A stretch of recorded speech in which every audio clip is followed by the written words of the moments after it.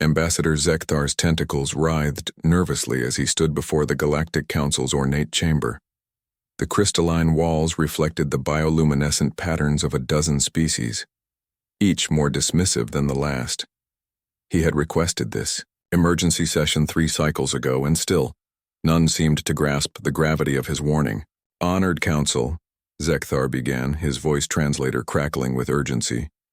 "The survey teams have discovered something unprecedented in Sector 7.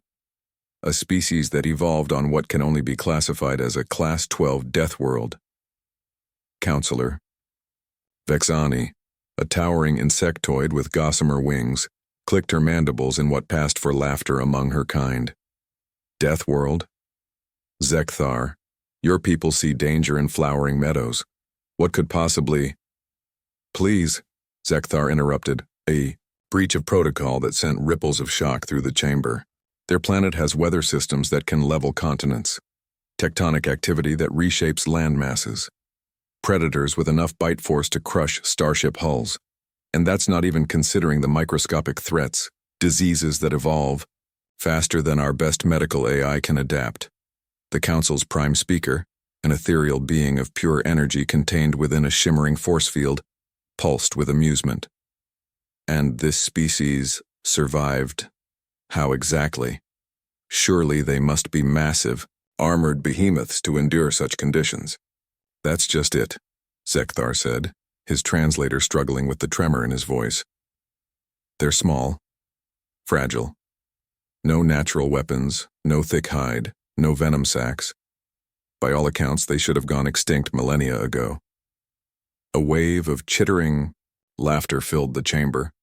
Counselor Brix, whose slug-like form oozed contempt, spoke up. "So we're to fear a species too weak to properly adapt to their own world? Really, Zekthar, perhaps it's time you took a sabbatical." "You don't understand." Zekthar's bioluminescence flared bright orange, a sign of extreme distress among his people. "They didn't adapt to their world. They made their world adapt to them. They've mastered fire, controlled electricity, split the atom, and left their planet's surface to explore the void, all while their planet actively tried to kill them every single day." The laughter died down, replaced by skeptical murmurs. "They call themselves humans," Zekthar continued, "and our xenobiologists believe they're preparing for first contact. We should establish protocols, perhaps quarantine procedures." "Enough." Prime Speaker's voice cut through the chamber like a laser. "The Council has heard your concerns, Ambassador, and we appreciate your thoroughness. However, we see no threat from a species that apparently struggles to survive on their own world. Should these humans venture into civilized space, they will quickly learn their place in the galactic order." 3 months later, the first human vessel appeared at the edge of Council space. The UES Resilience was laughably primitive by galactic standards. Fusion drives instead of quantum tunneling, kinetic weapons instead of plasma arrays, and hull, plating that looked like it had been hammered together in some barbaric forge. The Council's first fleet moved to intercept, more out of curiosity than concern. Admiral Quillax commanded the fleet from his flagship's bio-neural control matrix, his confidence absolute. 1,000 vessels against one crude craft? It would be over before it began. "Alien vessel," he broadcast on all frequencies. "You have entered Council space without authorization. Prepare to be boarded." The response came in a language the translators had never encountered, but the tone was unmistakably defiant. Then the human ship did something that defied all tactical doctrine. It accelerated directly toward the fleet's center. "Sir," his tactical officer warbled, "they're on a collision course. Adjust formation. Show them the folly of—" The human ship suddenly broke apart. For a moment, Admiral Quillax thought they had self-destructed rather than face capture. Then his sensors screamed warnings as dozens of smaller craft emerged from what had been the ship's hull. They moved like nothing in his experience, not the graceful curves of proper spacecraft, but sharp, aggressive vectors that spoke of violent intent. The humans had turned their ship into a weapon.